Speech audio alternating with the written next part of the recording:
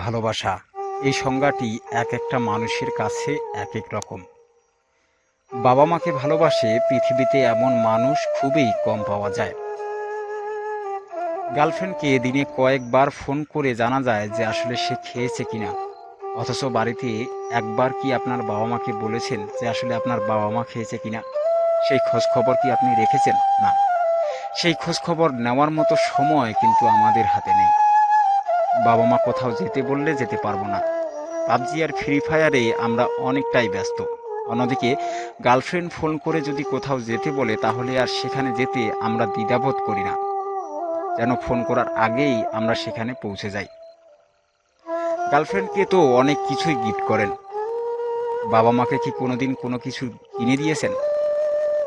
হাজার গিফট করার পরও কিন্তু গার্লফ্রেন্ডকে খুশি করা সেটা অসম্ভব। আপনি কোনো দিনই আপনার গার্লফ্রেন্ডকে গিফট দিয়ে খুশি করতে পারবেন না।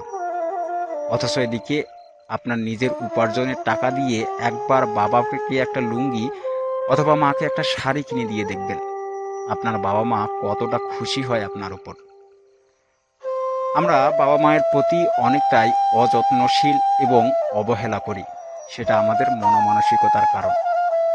গার্লফ্রেন্ডকে নিয়ে ঘোরার মতো সময় আমাদের অনেকেরই আছে, আর বাবা মাকে 2 মিনিট সময় দেওয়ার মতো সময় আমাদের হাতে নেই। অথচ আপনি যখন ছোট ছিলেন, আপনাকে কতটা কষ্টে আপনার বাবা মা লালন পালন করে এত বড় করেছে সেটা কি আপনি জানেন? সেই কথা কিন্তু আপনি জানেন না। সেই কথা শোনার মতো সময়ও কিন্তু আপনার নেই। সেটা আপনার মানসিকতা।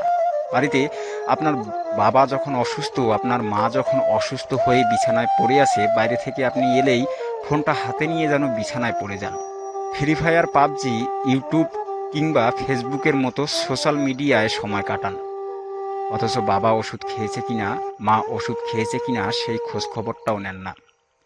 ছোটবেলায় আপনি যখন একটু অসুস্থ হন, আপনি দেখবেন যে আপনার বাবা মা কতটা পেরেশানে থাকে, কিভাবে ছোটাছুটি করে, কিভাবে কি করে, সেটা দেখলে কিন্তু এমনিতেই চোখে জল এসে যায়। কতটা পরিশ্রম করে বাবা সংসার চালায় সেই খোঁজ খবরও কিন্তু আমরা রাখি না। অথচ সেই বাবার টাকা উড়াতেও আমরা দ্বিধাবোধ করি না। বন্ধুদের সাথে আড্ডা, পার্টি, বিড়ি সিগারেটেই কিন্তু আমরা সেই টাকা শেষ করে দিই। তারপরও বাবা একটি বারের জন্য জিজ্ঞাসা করে না যে আসলে সেই টাকা কোথায় কোথায় খরচ করলি, সেই টাকা কি করলি।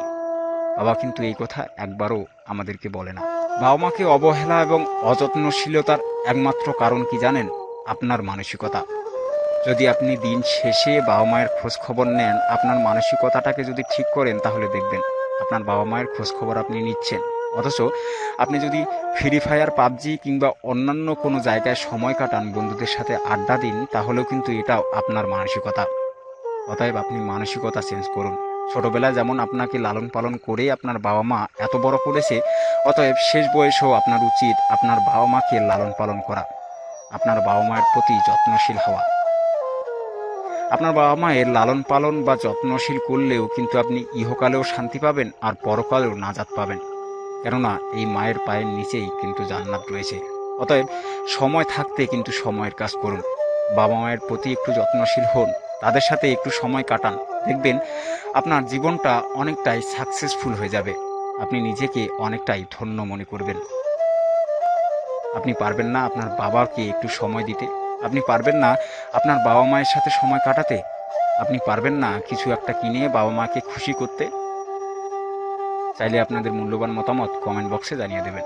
সেই সাথে সাথে চ্যানেলটিকে সাবস্ক্রাইব করে নিতে পারেন।